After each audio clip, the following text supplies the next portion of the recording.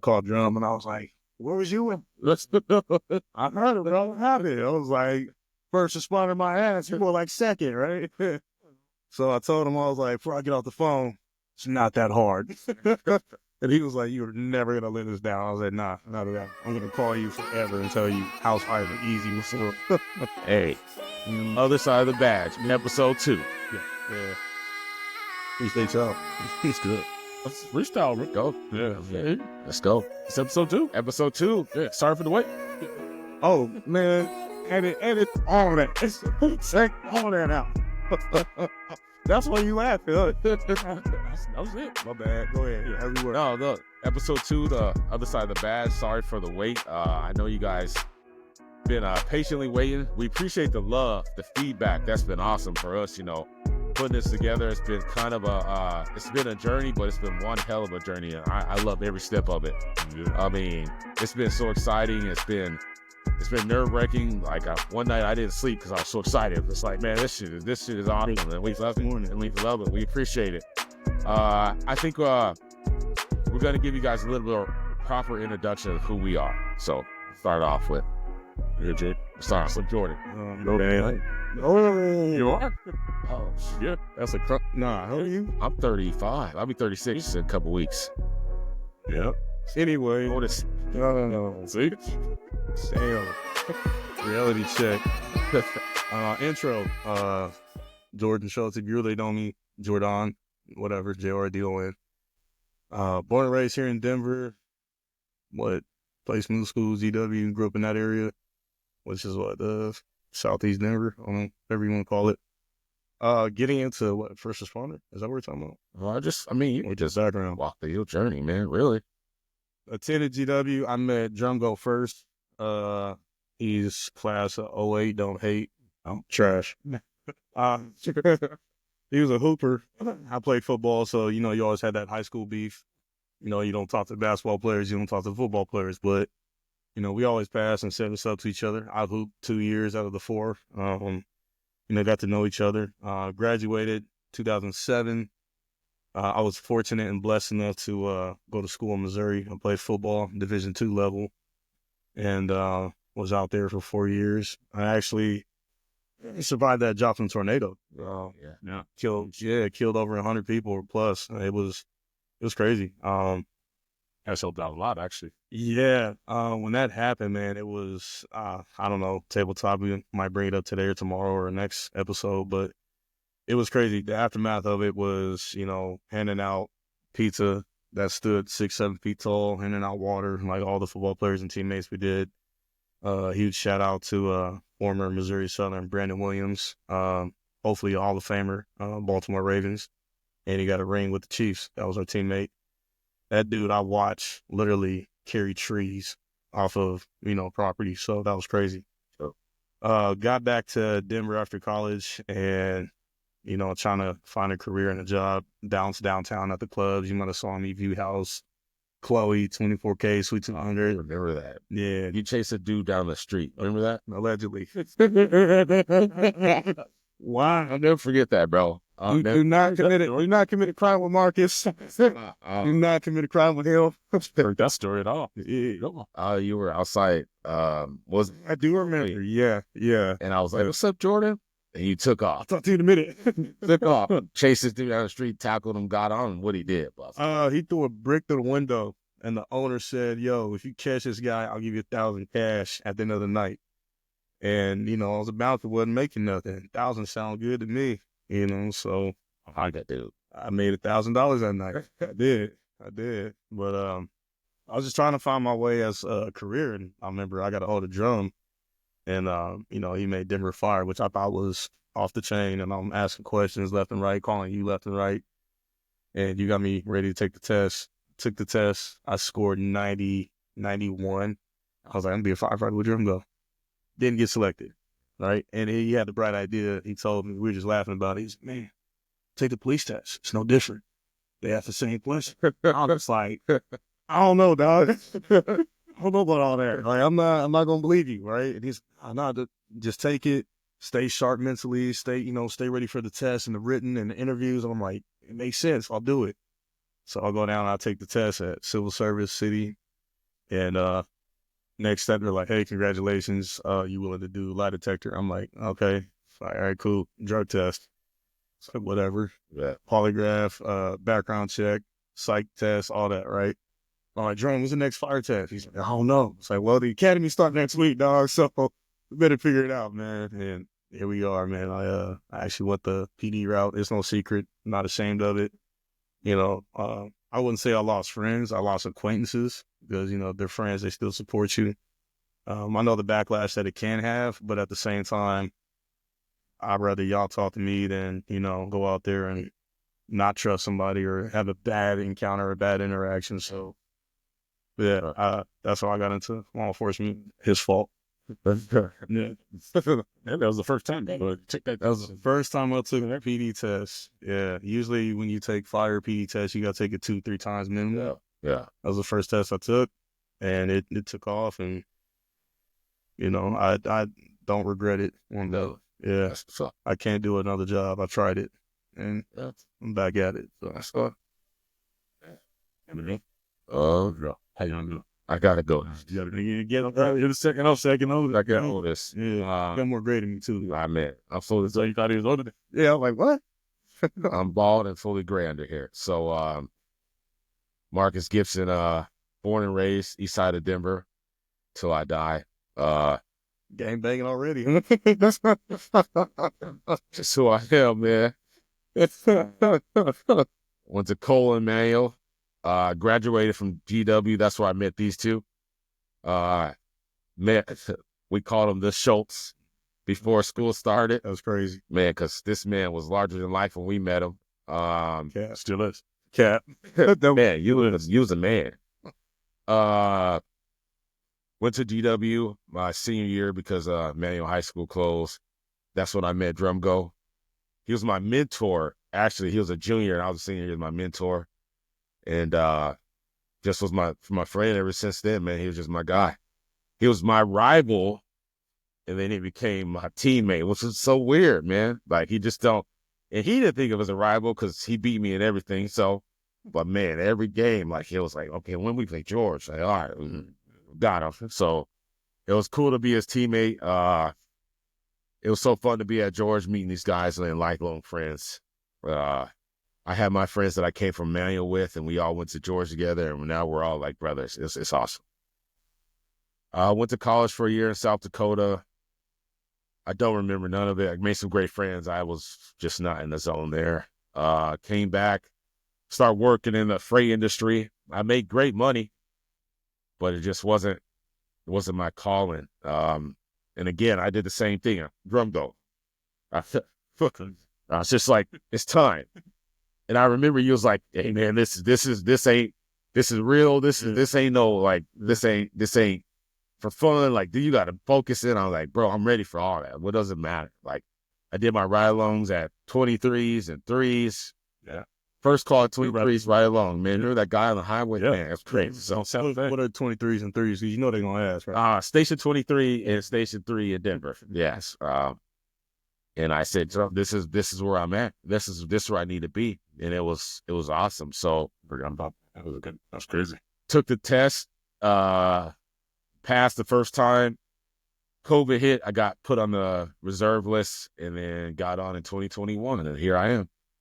Best decision of my life. I loved every step of it. I think my upbringing on the east side of Denver just kind of molded me until, like, I'm numb to a lot of the bullshit, so I'm ready for it. And as I became a firefighter, like, this is where I am. This is my true calling. I'm here for the people. So I enjoy every step of the way. I'll go.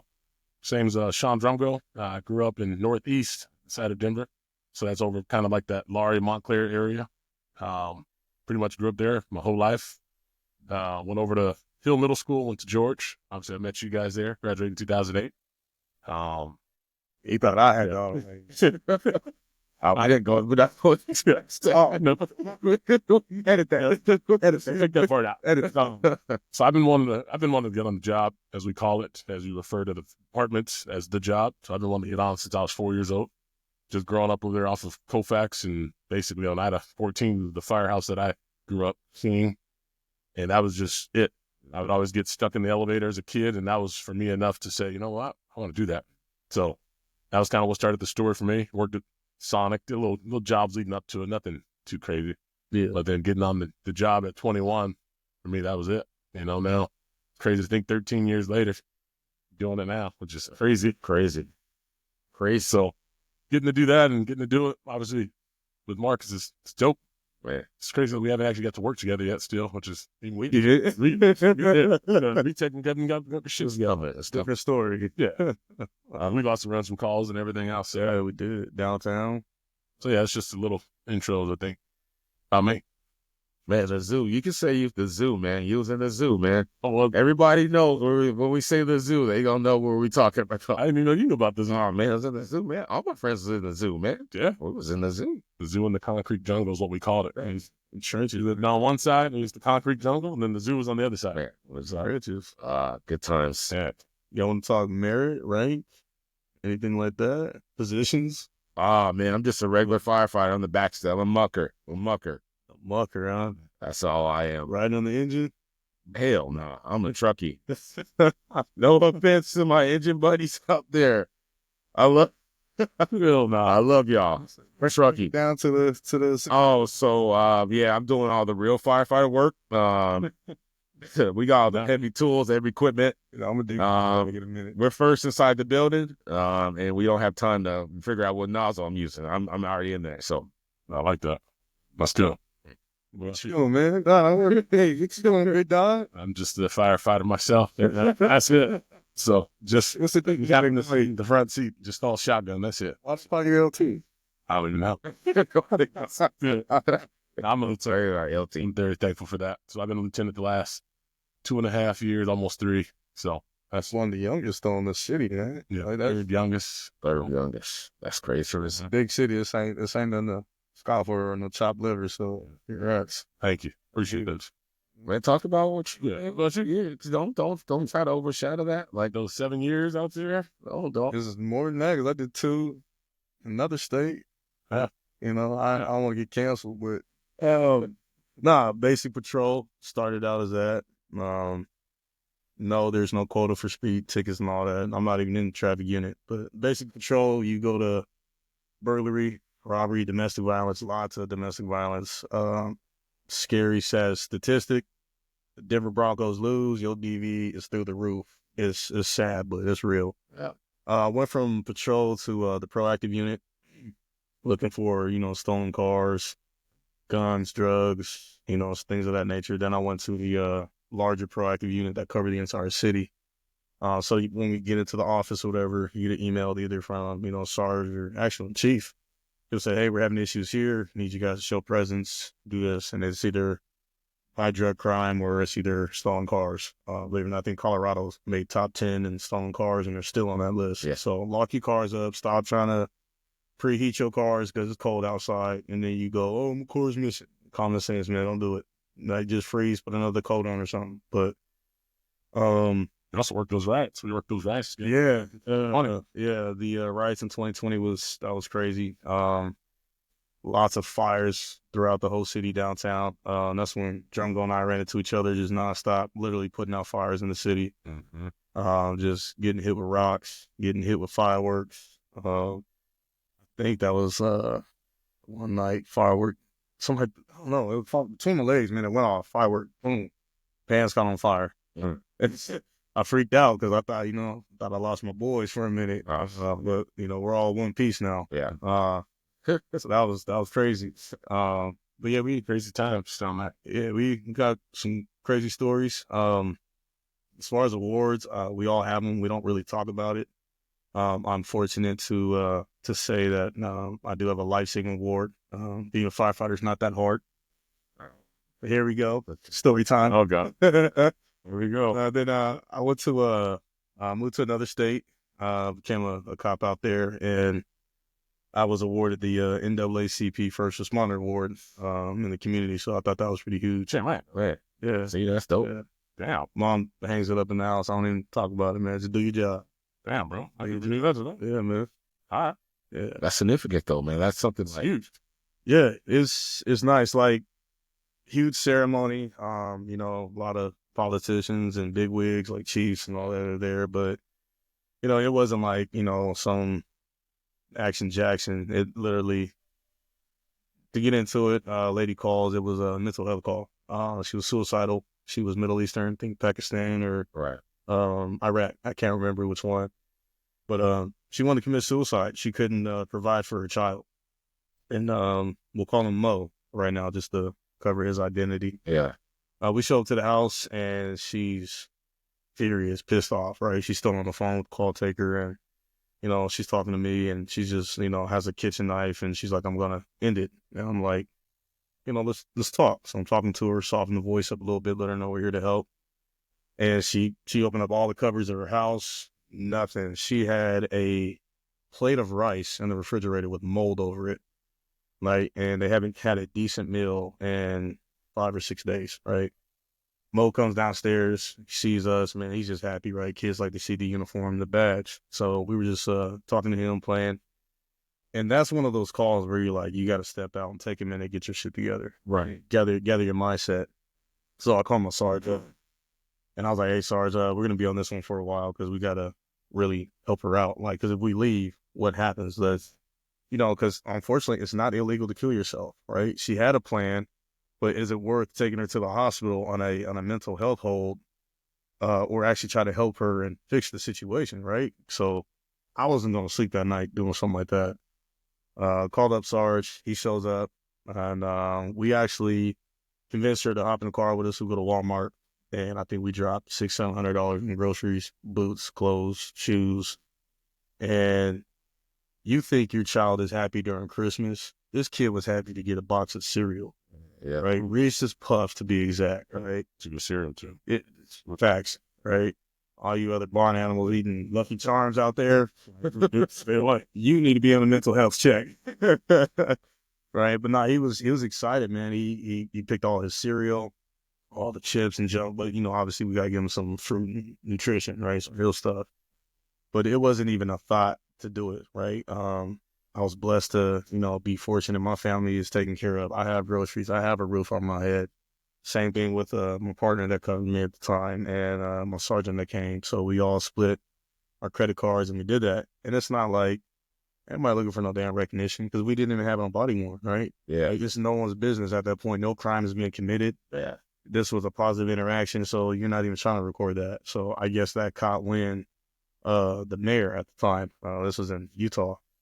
And like, this was November before Thanksgiving, and I just got a phone call. Hey, you're gonna go downtown Martin Luther King Day, January the next year, for a ceremony. So we're your Class A's, and I was like, all right, cool. So I wear my Class A's, and my ex-wife at the time, or my wife at the time, took her down and celebrated and looked up. I'm like, NAACP, you know, being a man of color in Utah, I'm like, I know y'all had that. I was shocked when he said Yeah, so I was like, is it just me? It's like, oh, that's kind of cool. You know, but it was a huge ceremony, all different agencies, different stories, different things of what people did, and they acknowledged that. So I thought that was real cool. Big old plaque with your name on it, and you know, I was proud of that. I shipped that to the house and mom hang it up. You know, but again, these are things I know for a fact you would do without trying to look for the recognition. You would do hands down. Like, it's just what you do, right? It's part of the job. It's who you are as a person. And that's how I see it. Like, That's do real. your job. That's real. That's all. I think that goes that you just walked us right into our first segment. It's like, Mm. like I think a lot of people see us as their superheroes. And what does that look like? And that's the things that I try to strive to do is the things that people don't see behind the scene.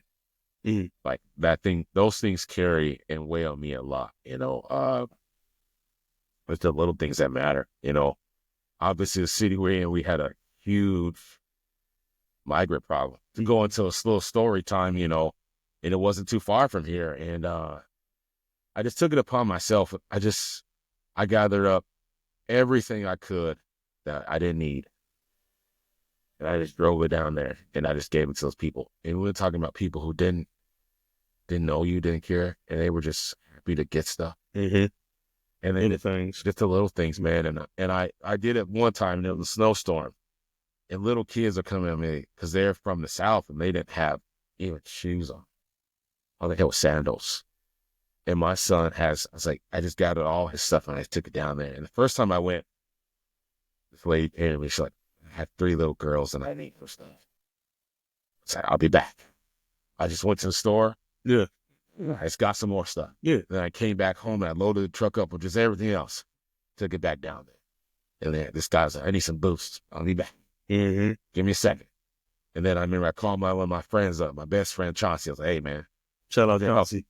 Shout out Chauncey. And I was like, his wife speaks Spanish. I need y'all's help. And they loaded up their truck too, brought some stuff down. And then we went back to the store and got some more stuff for them. So I think, when people, just because I'm a firefighter, it's the things I do behind the scenes that make where I believe I could be his hero to someone. Bigger impact. I like that. Yeah, like, man, I could go into so many stories of just my time on the job, of what I've done outside of the job. It's like, I got to do better. You got some good things. I'm trying. And even that family, those 2 families for Christmas, Yeah. So, stories go on and on. I mean, you want to tell a little bit of that? and I, as a kid, growing up poor, like, the little things stuck out. So I remember one family adopted us when we were young, and that was the best Christmas of my life. It wasn't the fact that I got gifts. It was just people, I remember those people, like, really, like, caring for us. Like, here's things that we get all the time. I want to give it to you. So I was like, as I got older, I was like, those things just really close to my heart. So I decided this year, with participation with our local, I want to give back to families that really care and really need. And my local president, Chris, his wife, helped me find families, on the poorer side of low income. And with assistance with my man here, we went to those families' homes and we blessed those kids with, things that they probably never thought they was going to get for this Christmas. And those are things that melt my heart and warm my heart. Is like, so when someone asks me what does it mean to be Superman, that's what. Yeah, for sure. That's cool. Even Superman getting to pull up in the fire truck like we got to do. We had 2 fire trucks and we pulled up in the old school one and the new one and make a little noise as we pulled up. And just the kids coming outside. I just love it. I was touched. I mean, I was like, man, that's great. This year. And you did all the organizing too. I mean, it was just really cool to just even be a part of it, as we got to just show up. And I think the lady had 8 kids. 8 kids. Yeah. 8 kids. They all just come running out and you're like, oh, wow. It was bigger than yourself. Yeah. I think that's true. That definition of, as corny as it sounds, truly the other side of the badge, And it was like, man, this had nothing to do with anything else whatsoever. It didn't matter what we were doing, what was happening. It was like, that was big. I think that's the fulfilling part, like the calling, right? Calling. Because, like, yeah, you want to do the action stuff, right? That's cool, but that comes every now and then. And you see people at their worst all day, every day. That's your job, right? And you tend to get a little callous, and you see society in a different lens where you're like, again, this call again. Right. So when you do something like that, I think I'd rather have 1,000 shitty calls for that one great moment, right? Yeah. That's just how, yeah, that's how the math works on that, and it's worth it, like tenfold. Do it again. Yeah. So for those viewers out there, especially my fellow firefighters, those draggers. Yeah, be ready. Like, I think more activities along the line of helping people when no one's watching, when the cameras aren't there, if you truly, endorse me or understand who I am, I need your help. So yeah, it's like that push-up challenge, right? I challenge you to be a better person. A challenge, yep. If it's your grandmother, your person, or whoever you would want them to get some love like that, do it yourself. My fellow firefighters and police, I challenge you. This year, 2025, let's do it bigger and better. I like that. Be better. Better each year. Yeah. Need some type of something. I need a hug, man. Can I get a hug? That's everybody. It's like, man, I took that to my lieutenant and he just told me, like, man, those hugs mean a lot. Man. And he was just like, man, sometimes we just need a hug, man. God, yo, check this out, man. Before we get to no, it's okay. This is perfect. So this is perfect. My mom, man, she was flight attendant OG, 46 years still flying. Just got back from Osaka, Japan Friday. And I remember when I first started, man, it was like she thought I was going to school again, right? Be safe, be wise. She put out a hug card. She said, unlimited hugs. Anytime you need one. I still got it to this day. Shit, that's deep. Yeah, so I was like, oh, okay, cool. Yeah, bring that on episode 3. Back to you, man. Related to that, I think you guys are all hitting good points on. I mean, I feel like I've been able to do some good things just over the time of doing the job, but I don't feel like I have anything. Yeah, like that is very modest of you, but honestly, like Modest. You're very modest. you're saying, I don't think I didn't know about fire, but I'm still, first responder thanks to you. you have your other avenues from, and you don't have to be modest. Like, I think you've been like that. You're always In life, you've been like that. That's the hard part. I really don't know what to talk about because I think it's been just such a long journey. It's been a good journey, but I think it's always been just helping out. It's just trying to. You always been there. You can, and Man, we can line up the people around the whole block of how many people you touch their lives just by being yourself. And I don't think you get to see that because I don't think I ever even think about it because you just do it. I think that's when it comes down to it, especially when it's your homies, who you've been knowing for, each other 15 years plus. I mean, you still doing that, right? You still trying to get people to take the test or, you got people physically getting in better shape. You know what I mean? Like people do watch, right. So whatever it is you're doing, keep doing it because I appreciate that. Again, you definitely have merit. You definitely have, some love that's been thrown your way. And sometimes you got to stop and accept it. I agree. Smell the roses. Yeah. So that's real. That's the same thing. Like going into the next segment is like, what keeps you going? Mm.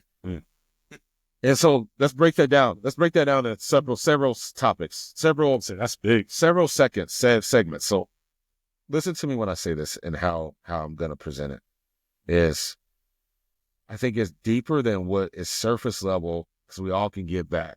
Blah, blah, blah, blah, blah. The cookie cutter on to help people. I think we have an opportunity on a platform to say really what keeps you going. Start it off. Please. Yeah. One, I'm a black man. Like that just keeps me going because I'm that. The odds are stacked against us, whether people like it or not. Racism is real. It can't take that.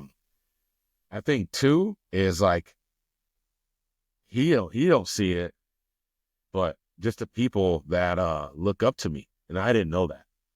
I didn't know how many people like really looked up to me. I didn't think that because I always been this big bro. I did market always. So when I think about it, like outside of my son, it's like there's people out there who just generally look up to you. And I always thought, it's the people, my little brother. And I was like, it's like family. They're rooting for you too. Straight up. There are kind of things like you don't really realize until someone says it.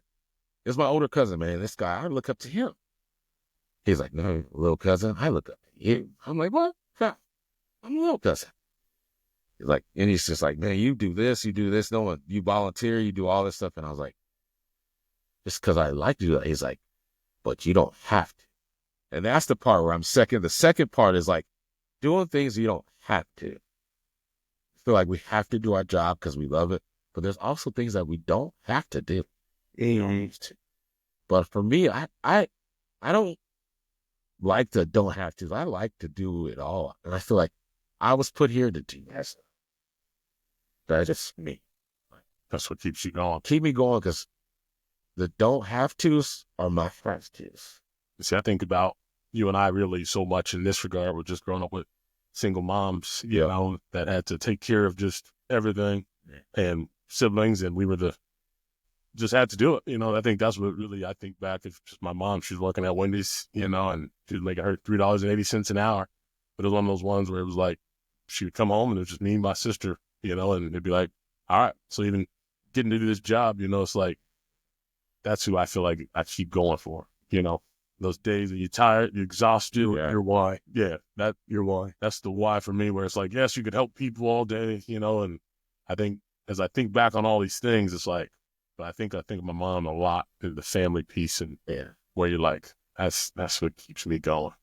Because it's tough out there. I mean, it's hard. I mean, we both worked the last couple of days, and I had 2 hours of sleep last night. And I know you were running lots of calls. And I mean, But you're up for a week though, right? I wish. That's fine. But it's like you're up for a week. Just keep going. You know, you gotta get back up in the middle of the night. You don't even remember what you said on the radio. And I mean, I was saying something. I was like, I don't even know what I just said. You know, fire alarm going off in my ear, and then you gotta run on too. Yeah, you're running the show, but then you also have sleep in the show, and you're like, man, I don't even know what happened. I just remember we were driving. The driver was talking about they were cutting pennies, and I'm like, what are we talking about? You know, he's like, yeah, pennies are going away. Pennies cost 3 cents to make 1 cent, and I'm like, I still don't know what this man's talking about, but yeah, that's crazy. You know, but it's like, just like keep going, you know, and we got to go and do what we do, and I'm thankful for it, and I know it's more of a why, but I feel like that why still is what really keeps me going personally every day. For sure. I think we can all relate or attest to if you're breaking the family curse or the generational curse. I hate to say it, you know, we got loved ones who, for me, been on the other side of the badge, literally. I'm talking, you know, hustling in a different way. Yeah. Doing things different that would buy you some time or get you a bid, right? Yeah. To me, I was fortunate to have my mom really push us in the right direction. My dad, too. I lost him pretty early, but he was still hands-on. My grandparents are hands-on. And, you know, my mom at the time before, you know, she remarried, single woman raising 2 teenage boys as a flight attendant. You talk about ample opportunity, right? Mm. You know, she flying 4 or 5 days a week. You know what I mean? And grandparents are right around the corner to help out and eat. But, you know, I could have been outside. I could have been doing all that stuff. And, you know, the school we went to, you know, there was some activity up there, right? Let's be honest. Like, it is what it is. But it was fortunate to me to have that upbringing and that push, because it's easy to do dumb shit. It's easy to do fucked up shit. It's hard to do the right thing. Yeah. And it's always been told to me, challenge yourself academically, whatever, challenge yourself. So again, I had no aspiration to be a cop whatsoever, right? I had the dream, go to college, try out for the league.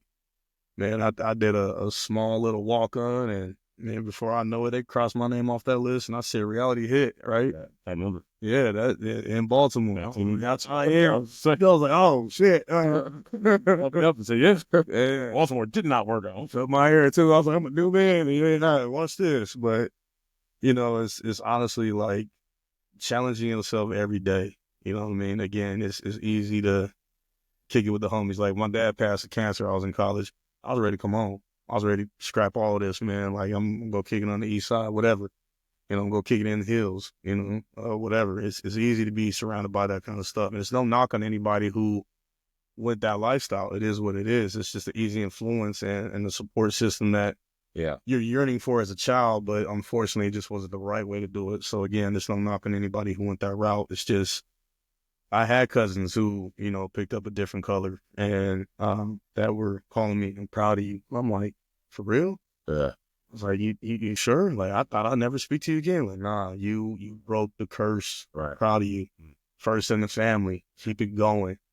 Right. You know, recently I lived in Houston, Texas. I got a cousin, man. All he knows is hustle, but he's from Detroit. Huh. You know, the murder mitten, right?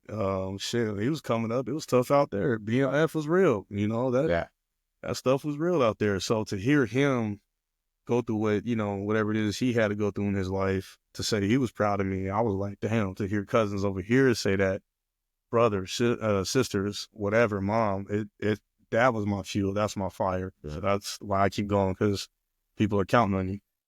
Yeah, it's good. Yeah.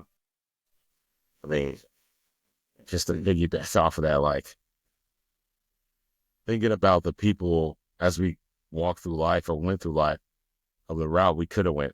Mm-hmm. You know, I mean, we all know people who did jail, and we're here fortunate enough to sit here right now and tell our stories and share our stories and give the people like a part of our life. So those are things that also like keep me going as well. Like, giving a voice to those people who don't necessarily think they have a voice. And know that we can be your outlet, and you can also do this as well, especially for the younger generation. You know, we can do this.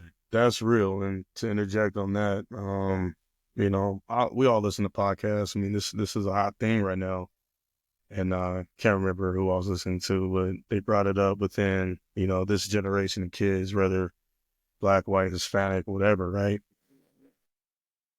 The whole looking corny, doing something different, right? I mean, that's corny. There's anything corny about it. Like, do something that makes you happy, what you like doing. Like, there's a bunch of cats out there, probably in their 30s right now, that are interested want to be firefighters. Yeah. Deep down inside, some people might want to be a cop because they're like, hey, I watched First 48. I could be a homicide detective, right? We just watched a movie yesterday on Top Shoot. It's still like, man, you get cool. It's still good. Yeah. And they're like, That's a good movie too. yeah, that fun action stuff is good for 2 minutes, and then you 3 hours in paperwork. Yeah.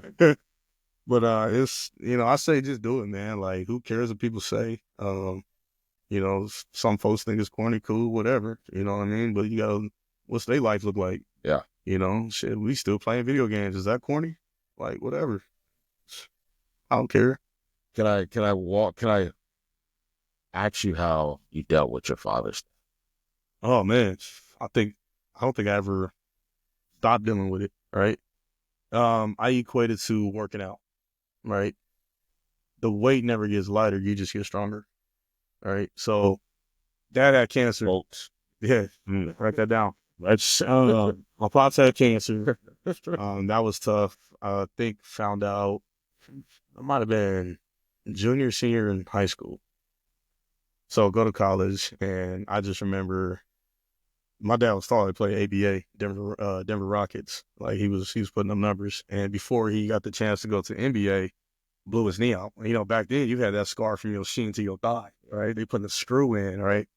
So that messed him up. So being an athlete was kind of like, yo, Pops did it, I could do it. So he played basketball. Shout out to y'all. I was like, you want tougher than that, so I'm gonna play football, right? Yeah, we're gonna debate about that too. All you basketball nuts out there, it takes more skill. Whatever. So I remember I was in college, man, and I'm watching my dad wither away. And to me, he resembled Uncle Phil. He was that tall, big dude, just jolly, So literally, I watched him disintegrate. And I was just like, man, I'm gonna get that call. Sure as shit. We had morning practice, working out in the gym. We were doing tug of war with these sleds. And of course, I was paired up with one of the biggest dudes on the team. His name was Terry Sellers. Terry played offensive tackle. He was 6'8", maybe 360, 370. You know what I mean? Big. Yeah, so we going against this tug of war, and I'm like, he's letting me win. He going easy, right? We were actually duking it out, and I won. And I was like, damn, I feel real strong. November in Missouri, it's just like Colorado, it gets cold. I didn't feel cold. I had this heat over me for some reason. I was just warm. So I get to the locker room, man, and open up my lockbox, check my phone. I had like maybe 15, 17 missed calls. I just knew. You don't even acknowledge it. You know what it is, but I'm not ready to confront the worst right now, right? So I sat there, and my two best friends from college, Roland and Josh, one played quarterback, one played linebacker. They never left my side. So to me, it was like I had a good relationship with my dad, regardless, my parents divorced, but, my dad, he did everything he could to be in my life. Yeah. And, I get choked up about it because I'm not over it, but yeah, it is what it is. Excuse me.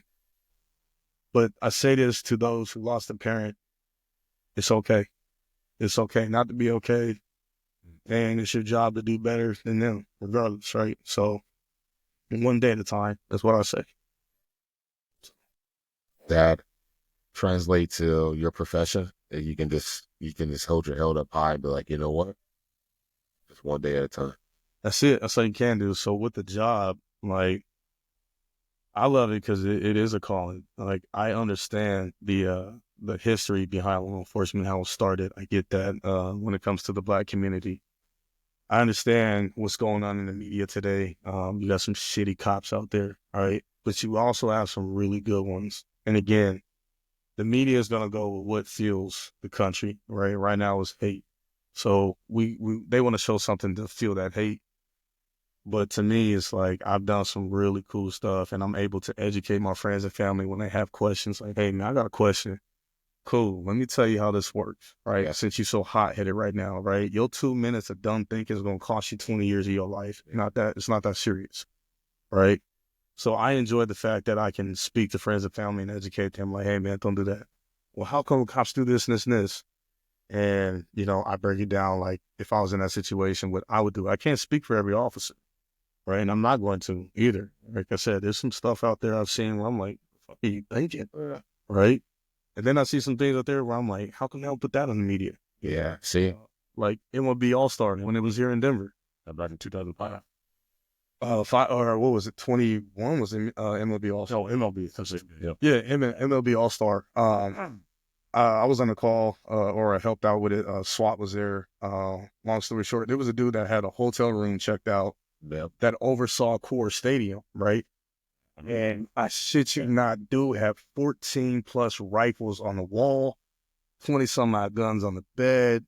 He was hopped up on meth and he was about to open up, right? His goal was to cause some mass casualties. Like he was going to do Las Vegas style shooting.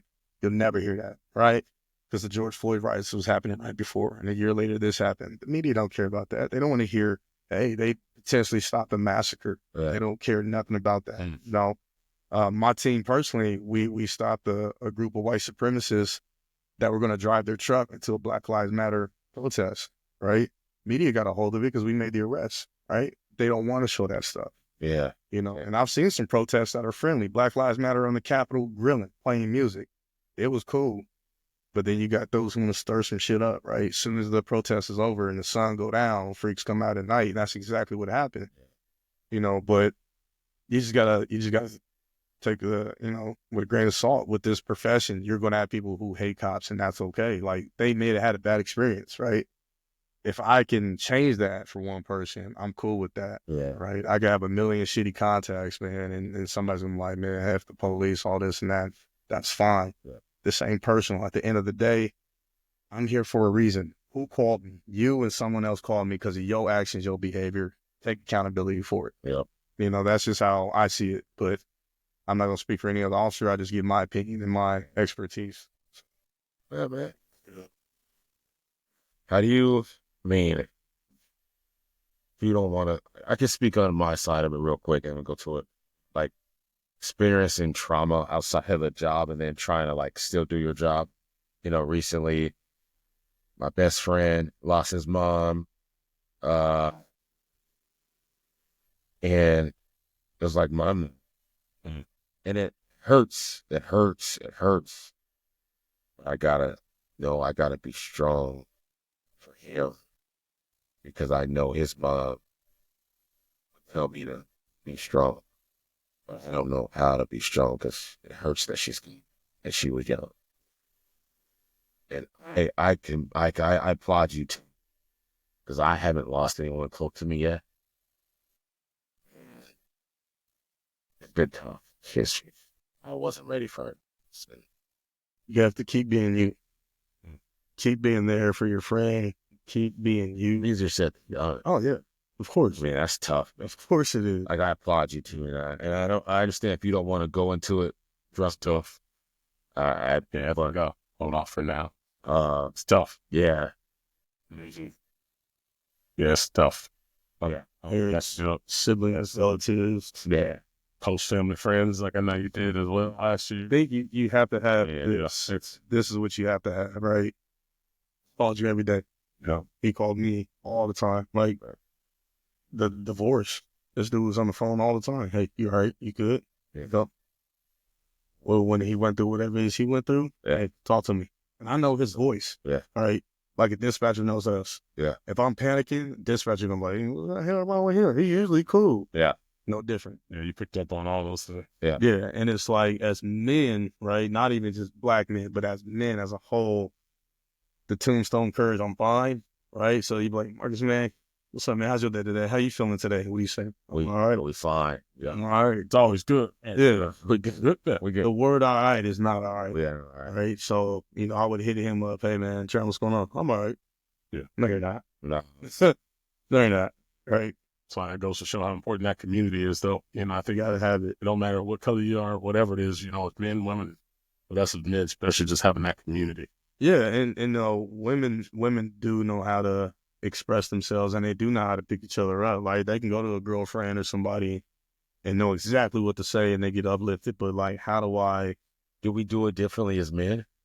We do it. Have you learned how to do it? do what we know, right? It is different, but it's what we know. It's not like, you know, hey, let me try to be tough. Let me try to be hard. Like, I mean, you know, It tells us we have to be that way in a sense where yeah, that's why we do what we do where, oh yeah, we're good. You know, we just carry on. yeah. So, Man, and the job, man, when you're going through something personally and the job, that could be even worse because you can be real calloused, right? Um, like you said in 2018, and I know y'all want to hear war stories. I have no issue sharing them. Like, you want some of this trauma? Nah, I'll give you a slice. You know, so, but 2018 was a bloody year. Like, I don't know, for some reason, just a lot of death. And John picked up on it and he saw that. But it's like, I'm in uniform. You got to be hard. What's up, man? You don't want nobody to take advantage of you or try, right. nah, I can take the stop. I'm going to jail. Like, nah, Yeah. nah. And I did therapy, bro. Even, you know, before relationship, I was doing therapy for work. Because you see a lot of jacked up stuff, you know. So that year, I remember it was a traffic accident, motorcyclist. He was decapitated with his head still inside his helmet. That was crazy. Had a lady on front of King Supers on Monaco and Hampton. She caught herself on fire because the devil told her to do it. See, I would never forget that smell and the look on her face. And it's like right after that call, you go to the next, go to the next, and the next. And then the train suicide we were just talking about, saw the video, like, what happened? Like, you show up and there's pieces of person everywhere. And you're like, what is this, right? And he just laid on the tracks because he didn't want to do it no more. You know, so when you see something like that, you're like, man, we all go through it. What on earth could be that bad? Until you start going through it yourself, you go, get it. Man, if you ever go to a suicide call and you start to relate to that person, you need to get some help right then and there, right? Because that right, you don't ever want to take yourself out, man. Like, I know there's some shit out there that's tough, man, but just hold on a little bit more. You know what I mean? Just a little bit more. So those are the things, like Like you said, therapy's so huge. I mean, I'm going to yeah, therapy now the last 2.5 years. yeah, You know, oh, just stop. You know, therapy's been awesome. You know, you get to talk to the homies like we do now, you know, but even just simply having somebody, I've never even met my therapist in person. We just simply talk on the phone and yeah. I just get to vent, just tell him what's going on. And therapy's real, man. it's amazing. Hey, PlayStation, man, get on the sticks and talk. I've done that shit. You know what I mean? I haven't done that one yet. I'm telling you, it's therapeutic. It is. You know, I'm telling you, It is. man, therapy changed my life, man. Shit, therapy just changed my life where a lot of things that I was holding internally, I didn't even know. Mm-hmm.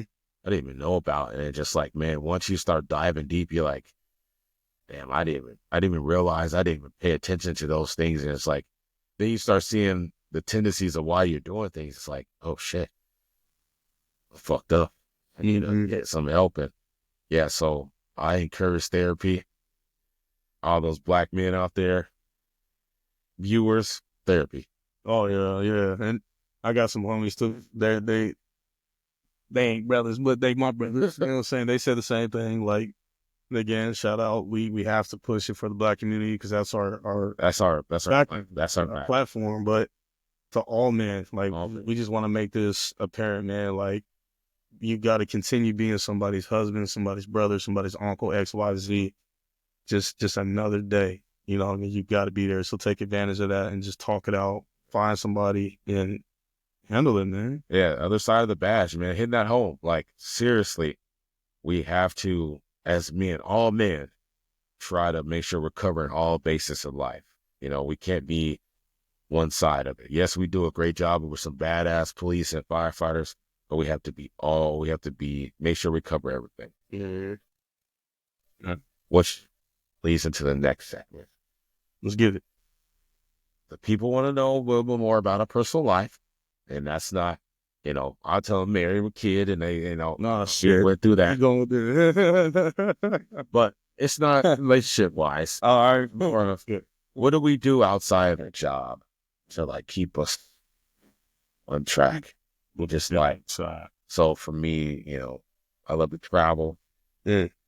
I love to photography, video games, man, thank PlayStation sponsor. But Shout out. I love, one thing I've started lately within last year, I love mixing and DJing music. That shit is amazing. It's so therapeutic.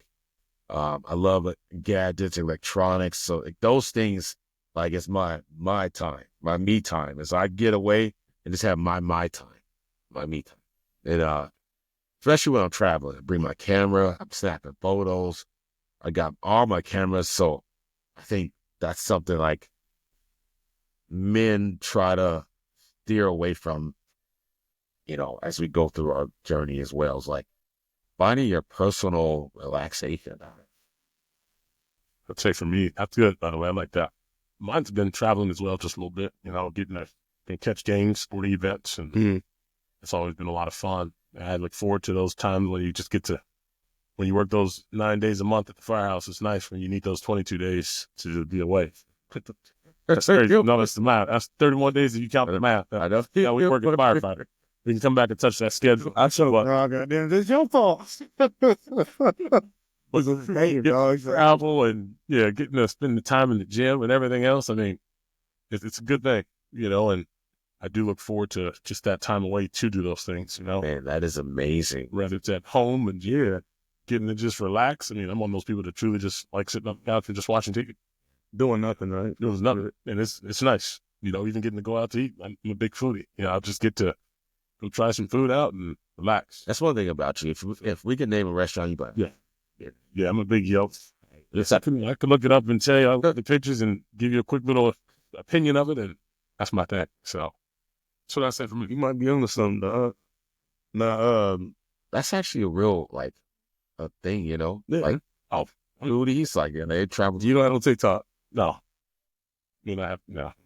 But No. I'm planting the seed, you know what I'm saying? that might be huge. Like, you know how it's like, man, but a firefighter being a foodie too, and they see you coming in. The only problem is Y'all go to grocery stores every day. No, I'm talking about like a restaurant, bro. Y'all eat good every day, dog. Hey, sometimes the meals like that, man. Yeah, 7-Eleven knocking down, you know what I'm saying? Coffee, roller donuts, meals.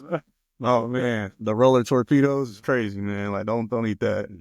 Nah, I say for me, just quality time, man. And when I say that, family, like I'm proud to say time is limited. So anytime I get a chance to hang out with my family and play cards, like I said, my grandmother had her birthday this weekend, which is huge. And I remember I went to the grocery store for her. She was like, "You pick up some snacks." I'm like, "What you want?" She checks me. So I'm like, "Why you eat this?" She says, "What got me here today?" Right. I'm like, "Damn!" Like she's taking the chance. So, but now playing cards, game night is huge for me, and family time. Personally, I'm a movie guy. Like, love movies, like action and comedy. That's it. You know what I mean? Like to the point you can quote stuff. You know what I mean? Like if you ain't quoting movies, I don't know if we can kick it. You know what I mean? Like A sci-fi movie, man. it don't matter if you watch it. If you like it, cool. But movies for me. Trying to get back into working out, fitness. Yeah. Shit. I'm not trying to look like no Greek god or nothing, but I just want to be here. You know what I mean? Because How to tell it, man. Every time I talk to y'all in the gym or something, you act like they don't have a gym by your house. I know. People seem like the firehouse, matter of fact. He's on the calendar. I know. Go get a puppy calendar with a Sean on there. I was at Utah, so they had a Denver fire calendar, and they was like, "Oh, look at this guy." And I'm like, "You gotta be kidding." So I know that dude. that puppy one. Yeah, see, yeah, no excuse. Get out there, man. Y'all two got me like motivated to working out. Remember that? That was like 2020. Honestly, The puppy time. yeah, It was like, man, we on it. And I was all right, man, we doing it. We back at it. you got to. So it's not just for your personal, but for the job we have too, Yeah. right? Be that first responder you would want to show up, or your family member. You know what I'm saying? So if you show up out of shape, man, they gonna, I think we're gonna get out. Yeah. So be that person. So do it for yourself, but also do it for the job. Like Right. this is what we signed up for. You're gonna hear, "Oh, my tax dollars." Like I get it. Yes, be in shape is all I'm saying. You ain't got to be tip top, but move something if you have to. Yeah. You You like to travel? I was a flight attendant, dog. Got no choice.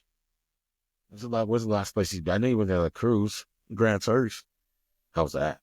You could see the bottom of the ocean, crystal clear water. In there. That place is beautiful. Dog, Were you on the cruise? Did they park at the dock and then yeah. Bro, we swam out and then the cliff just died, bro. That shit it's so therapeutic. It is. It is so You do? amazing. Yeah, man. And then they let us, you dock for a few hours. Yeah, and then get back on. And they're like, don't swim out too far. You're not talking to me, I guess. I swam out and you just see the fish and just see the straight down. And the fish are not like afraid of you. They don't know what a human is really like. And they're just women only, bro. It's like, it's You on that food chain, you just ain't at the top. crazy. That was so crazy. Yeah. So crazy. This trip coming up, too. Can't wait for that. Where to? Where you going? Dominican Republic. Where at? Punta Cana. Punta. Yeah, we are. We're going on a trip. That's a big trip. If you get out there, you gotta take this drink, Mama Juana, not marijuana, Mama Juana. I've had that drink. You been there? Yeah, I've been to Puerto Plata, not Santa, Punta Cana. That's It's a good drink. Yeah, man. Oh, Get your passport, get your stamps in it. oh yeah. That's one thing I was like, as I be on this job, is I haven't been stamping, so I'm ready. Yeah, Tokyo's next. Osaka. Like I said, my mom's is taking that route to Japan. She said Tokyo's nice. Like it's more like a New York feel, New York vibe, a lot of touristy places in Tokyo, and it's vibrant, beautiful. But she said Osaka's like, you really want to get the real authentic feel, you know, the cuisine, the restaurants, the lifestyle. She said you could do that, man. She said you get on the bullet train, all that. So that's something I want to do. Like I said, she came in Friday talking about, got you some real food. I'm like, man, it's just like down the street, right? Yeah. Yeah, wrong. Different. See, that's what I want, man. I want somewhere. Yeah, different. So Have you ever took a trip with her? Like, no. So I regret, putting, football and sports in front, man. I just had a dream like all the other kids wanted to, sacrifice my personal time to do it. But my brother, he's been to Rome. He'd been inside the Colosseum, see where the gladiators and yeah. So he said that was cool. So he's traveled more than me. But she's been all over the world: Dubai, New Zealand, Australia. we need to plan the other side of the dad's trip. Out there, Out anywhere, Like that. anywhere. that'll work. I can do that. I want to go to Iceland and sit in those hospitals, pools, and just see. I never thought of that. Lights, yeah, that'd be cool. I never thought of that. Like, I think it's called the Blue Lagoon. There's some type.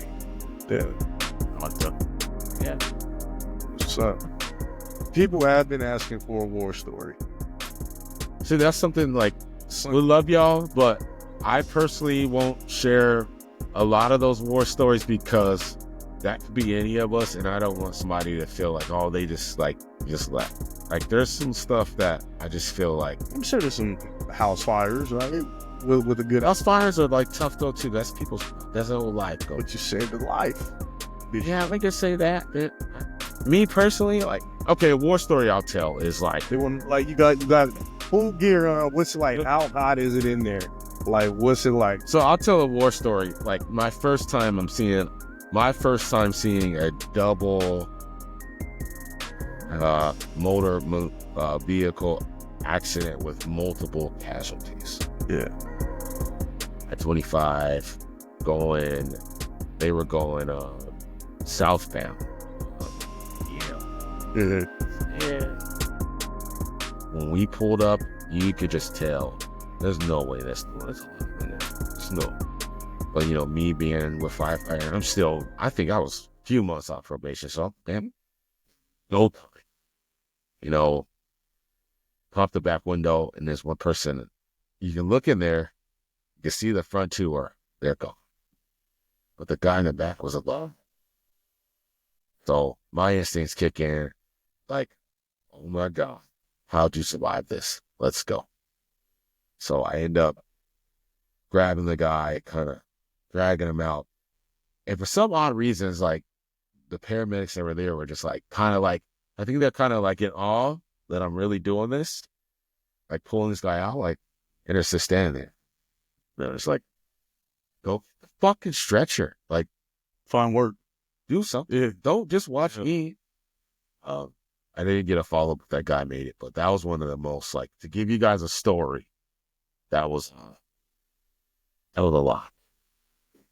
Like, when it's all said and done, does the adrenaline dump hit, and you're just like, I can't believe I did The this. adrenaline dump didn't hit for me. Like, it took like 5 days, and I remember I woke up out of sleep, and they were gone. And I'm just like, that's a lot. And I didn't realize it in the moment. Then she had another job, everybody shooting the shit. Yeah. But that, like, 5 days later, I woke up like, oh my God. that was crazy. I didn't know what to say. Yeah. That's one of those when I was like, when he's there, I'm gonna talk to my therapist. I was like, you just kind of walk through it and talk through it. And it was like, yeah, it probably hit home for you because they were black and like, could have been any. And I think what I was in my mind at the time was like, when I seen that they were black, I was looking at them in their face. I didn't realize at the moment, I looked at their face if I knew them. And I didn't really think about it until a few days later. Because I remember like going in the back seat, but knowing that those two are not there. I remember like poking my head over like that, and I was trying to see if I knew. I didn't realize it. That's true. Give you guys the story. See, I won't share any of my story. I'll be honest, but I'll share my first story my first call in my career. It's like an exciting story, you know. I thought, you know, like once you sign up for the job, like every call was a fire. Cause I remember like, oh man, I can't. As soon as the first call came in, I remember I was, boom, it came in at 8:00. It came in for some burnt food. I was like, what? This ain't no fire. I remember just getting excited, getting dressed, and all thinking we gotta hurry up. And we went to the hotel over there off a speaker, and I'm like, all right, what's going on? You know, and it was just my burnt some popcorn. You know, those are the things that I think that everybody's always think, oh, you guys go on fires, you guys do all this and that. My first call, I'll never forget. It was simply just somebody burnt some popcorn in the hotel.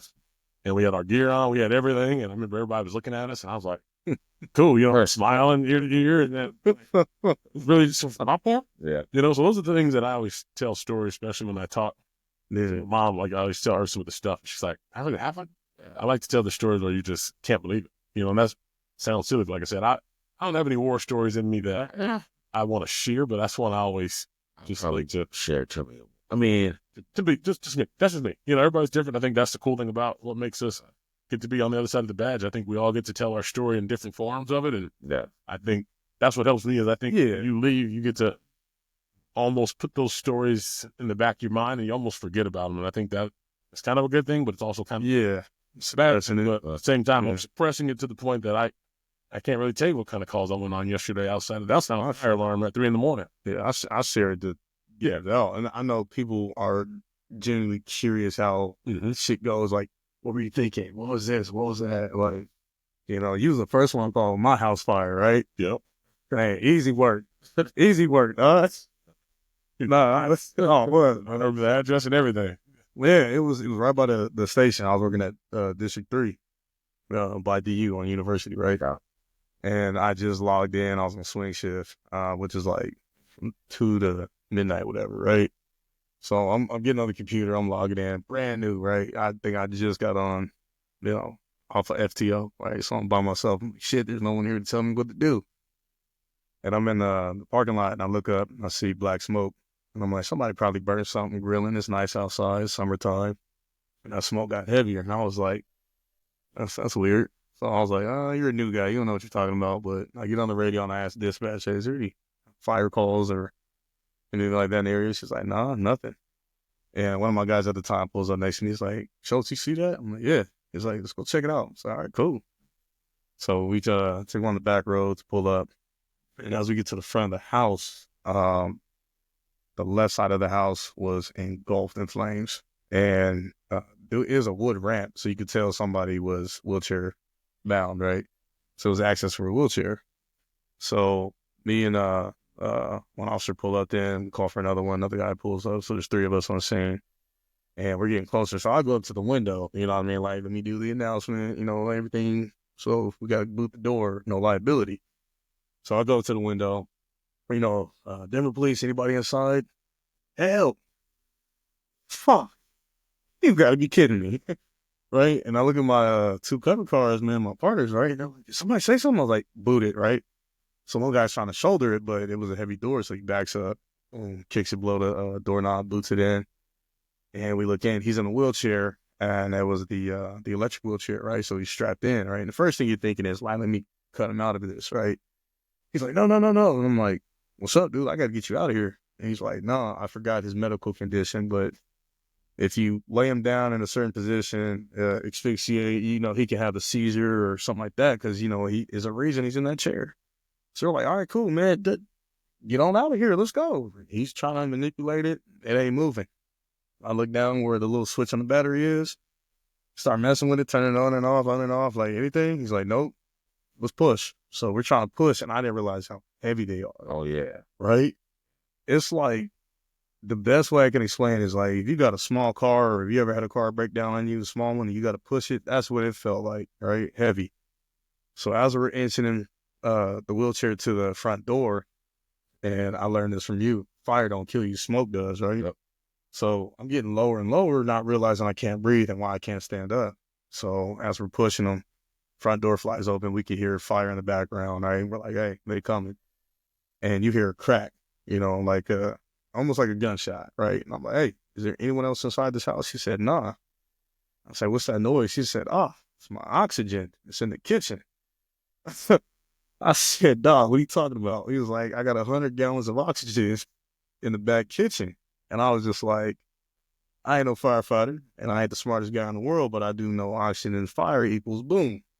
So as we're, pushing him out, adrenaline's kicking, so we're moving him. And he gets stuck between turning the corner of the wall and the front door. And I look down and I see, we call them torpedoes, right? The small oxygen tanks. And there must have been like 20 along the wall. And he's just like, oh, my God, like, man, this go, man, name a park after me or name GW basketball court after me. Let him know I tried. I went out like a hero, right? So we start moving out the way, man, and we push him in. And as soon as we get him out, I don't know, for some reason, man, the firefighter shows up, looks at the wheelchair, hits a button, he rolls out. And I was just like, that would have been nice. That would have been helpful, right? And man, I just remember we crawled out, man, and me and my two cover guys, man, we high-fiving because we like, shit, we made it. We're good.